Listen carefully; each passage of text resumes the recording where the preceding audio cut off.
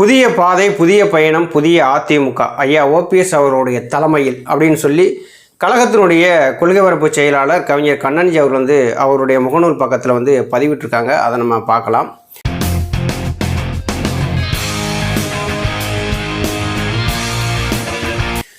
அனைவருக்கும் வணக்கம். தொடர்ந்து ஆதரவளித்து வர அனைத்து அன்பு உள்ளங்களுக்கும் மிக்க நன்றி. எடப்பாடி பழனிசாமியும் பிஜேபியும் கூட்டணி அமைச்ச நாளிலிருந்து இந்த கூட்டணி ஒரு பொருந்தா கூட்டணி அப்படிங்கிறத மக்கள் எல்லாருமே பேச ஆரம்பிச்சிட்டாங்க. தொண்டர்கள் இந்த கூட்டணியை ஏற்றுக்கிறல. அதிமுக ஒருங்கிணைக்காமல் வெற்றி என்பதே சாத்தியமில்லை அப்படிங்கிறத ஐயா ஓபிஎஸ் அவர்கள் தொடர்ந்து வலியுறுத்திகிட்டே வர்றாங்க. கட்சியை கைப்பற்றுவதை விட கட்சியை காப்பாற்றுவதற்கான வேலைகளை முதல்ல பாருங்கள் அப்படிங்கிறதையும் தொடர்ந்து வலியுறுத்துகிறாங்க. எடப்பாடி பழனிசாமி தாமாக பொதுச்செயலாளர் பதவியை ராஜினாமா பண்ணணும், அப்படி செய்யலை அப்படின்னா மிகப்பெரிய அவமானங்களை சந்திப்பார் அப்படிங்கிற மாதிரியும் ஐயா ஓபிஎஸ் அவர்கள் பேசியிருந்தாங்க. இங்கே ஒற்றுமையாக இருந்தால் தான் நீங்கள் நல்லது, ஒற்றுமை இல்லாமல் நம்ம இருந்தோம் அப்படின்னா திமுகவுக்கு தான் நல்லது அப்படிங்கிறதையும் ஐயா ஓபிஎஸ் அவர்கள் தொடர்ந்து ஒவ்வொரு செய்தியாளர் சந்திப்புலையுமே பேசிக்கிட்டே வர்றாங்க. அதிமுக ஒருங்கிணைந்தால் மட்டும்தான் அம்மானுடைய ஆட்சியை கொண்டு வர முடியும் அப்படிங்கிறத பேசிக்கிட்டு இருக்காங்க. ஆனால் எடப்பாடி பழனிசாமி அவருடைய சர்வாதிகார போக்கில் நம்ம ஒற்றை தலைமைக்கு இருந்தால் மட்டும் போதும் அப்படிங்கிறதான் அவருடைய குறிக்கோளாக இருக்குது. பிஜேபியோட கூட்டணி வச்சதுனால எடப்பாடி பழனிசாமி இந்த தேர்தலில் ஜெயிச்சிருவாரா அப்படின்னா அது கண்டிப்பாக முடியாது. பிஜேபிக்குன்னு தனியாக ஒரு 15% வாக்குகள்லாம் கிடையாது. எடப்பாடி பழனிசாமிக்குன்னு ஒரு 20% வாக்குகள்லாம் கிடையாது. பிஜேபி அண்ணாமலை இருக்கிற வரைக்கும் தான் அது பிஜேபியாக இருந்துச்சு. இன்றைக்கி நயினார் நாகேந்திரன் வந்தவுடனே பாதி பிஜேபியாக மாறிடுச்சு. அதிமுக ஒற்றுமையாக இருக்கிற வரைக்கும், ஒருங்கிணைப்பாளர் இணை ஒருங்கிணைப்பாளர் இருக்கிற வரைக்குமே அதிமுக முழுமையாக இருந்தது. இன்றைக்கி எடப்பாடி பழனிசாமியே பாதி அதிமுகவுக்கு தான் அவர் தலைவராக இருக்கார். பாதி பிஜேபியும் பாதி அதிமுகவும் கூட்டணி சேர்ந்து நாங்கள் ஆட்சியை பிடிச்சிருவோம் அப்படின்னா இதை யாருமே ஏற்றுக்கிறவும் மாட்டாங்க. திமுக ஒரு வலுவான கூட்டணியில் இருக்கிறாங்க. அந்த கூட்டணியில் என்ன சிறு சிறு சலசலப்புகள் வந்தாலுமே திமுக எந்த கட்சியும் வெளியில் விடாமல் அவங்க பாதுகாத்து இருக்கிறாங்க. எப்படியாவது இரண்டாவது முறையாக நம்ம ஆட்சி அமைக்கணும் அப்படிங்கிறதான் அவங்களுடைய குறிக்கோள். எடப்பாடி பழனிசாமி திமுகவினுடைய எதிர்ப்பு வாக்குகளை வாங்குகிற அளவுக்கு அவர் தலைமையும் கிடையாது. பிஜேபி தமிழ்நாட்டு மக்கள் எப்போதுமே ஒரு ஓரமாக தான் வச்சு பார்ப்பாங்க. இன்றைக்கி பிஜேபி நாங்களும் தமிழகத்தில் வேரூன்றணும் அப்படின்னு நினைக்கிறாங்க. அதுக்கு எடப்பாடி பழனிசாமியை ஒரு பகடக்காயாக பயன்படுத்திக்கிறாங்க.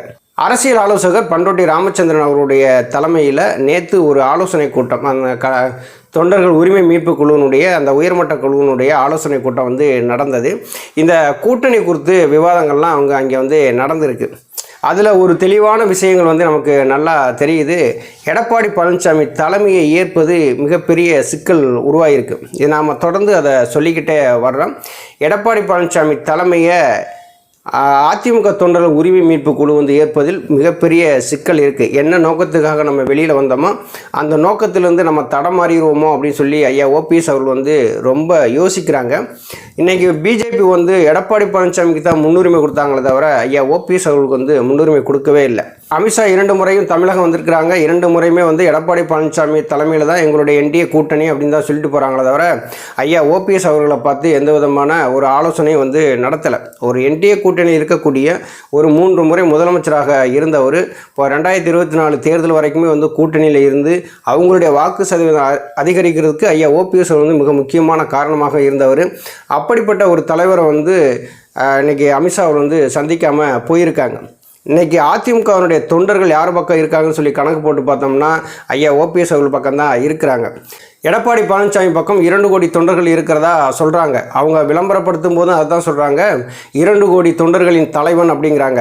2024 பாராளுமன்ற தேர்தலில் தொண்டர்கள் வாக்கு செலுத்தியிருந்தாலே 2 கோடி தொண்டர்கள் இருக்காங்கல்ல, அவங்க மட்டுமே வாக்கு செலுத்தியிருந்தாலே பார்த்தீங்கன்னா அதிமுக இப்போ தமிழகத்தில் பாண்டிச்சேரியில் மொத்தமாக 40 தொகுதியுமே பிடிச்சிருப்பாங்க.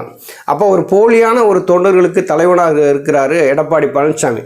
இந்த எடப்பாடி பழனிசாமி தலைமையில் அதிமுக இருப்பது நல்லதல்ல. எடப்பாடி பழனிசாமி தலைமையை ஏற்று கூட்டணி அமைப்பதுமே நல்லதல்ல அப்படிங்கிறத எல்லாருமே பேசுகிறாங்க. இப்போ எடப்பாடி பழனிசாமி ஒரு தோல்வியுற்ற தலைமை. இந்த தோல்வியுற்ற தலைமைக்கு பின்னாடி ஒரு கூட்டணிக்கான வாய்ப்புகள் வந்து கிடையாது. தோல்வியை வந்து உறுதி செஞ்சாச்சு. எடப்பாடி பழனிசாமி தலைமையில் ஒரு கூட்டணி அப்படின்னா அது தோல்வியை வந்து உறுதி செஞ்சாச்சு. உறுதி செஞ்ச பின்னாடி வந்து கூட்டணி அமைப்பது வந்து மிகப்பெரிய தவறாகவும் இருக்குது. எடப்பாடி பழனிசாமி தோல்வியின் முகமாக தான் இருக்கிறார். அவரை முன்னிறுத்தி தேர்தலை சந்திக்கிறது அப்படிங்கிறது முடியாத காரியம். பிஜேபிக்கு வேணால் அது வந்து சாதகமாக இருக்கும். பிஜேபி எப்படின்னா கட்சியை வளர்க்கணும்னு ஆசைப்படுறாங்க இல்லையா, அந்த தோல்வி முகமான எடப்பாடி பழனிசாமி முன்னிறுத்தி அந்த தேர்தலை சந்தித்தா அதிமுகவுடைய வாக்குகள் வந்து பிஜேபிக்கு வரும் அப்படிங்கிற எண்ணம் நிறையா இருக்குது அவங்கள்ட்ட. அதனால தான் எடப்பாடி பழனிசாமியை விட மாட்டேங்கிறாங்க. இப்போ எடப்பாடி பழனிசாமிக்கு தேவையானதை செஞ்சும் கொடுக்குறாங்க. இப்போ ராஜ்யசபா தேர்தலில் கூட பார்த்திங்கன்னா 2 சீட்டு வந்து அதிமுக சார்பில் வந்து தேர்ந்தெடுத்தாங்க. அந்த அதிமுக சார்பில் தேர்ந்தெடுக்கக்கூடிய அந்த வேட்பாளர்களுக்கு எடப்பாடி பழனிசாமி பொதுச் செயலாளர்னு சொல்லி கையெழுத்து போட்டு கொடுக்கணும் அந்த கடிதத்தை. ஏற்கனவே தேர்தல் ஆணையத்தில் வந்து எடப்பாடி பழனிசாமி பொதுச் செயலாளராக இல்லையா அப்படிங்கிறது தேர்தல் ஆணையமே ஒரு டவுட்டில் தான் இருக்கிறாங்க. அவங்க எடப்பாடி பழனிசாமிக்கு கடிதம் அனுப்பும்போதும் எடப்பாடி பழனிசாமி அதிமுக அப்படின்னு சொல்லி தான் அனுப்புகிறாங்க. அப்படி தேர்தல் ஆணையமே வந்து எடப்பாடி பழனிசாமி வந்து இணை ஒருங்கிணைப்பாளராக பொதுச் செயலாளருங்கிற ஒரு டவுட்லேயே வந்து அவங்க இருக்கிறாங்க. அப்படி இருக்கும்போது பிஜேபியோட கூட்டணி வச்சு இன்றைக்கி வந்து தேர்தல் ஆணையம் மூலம் நம்ம எப்படி இரட்டை சின்னத்தை நம்ம வாங்கிடலாம் அப்படிங்கிற எண்ணத்தில் தான் அவர் வந்து எடப்பாடி பழனிசாமி செயல்படுறாரு.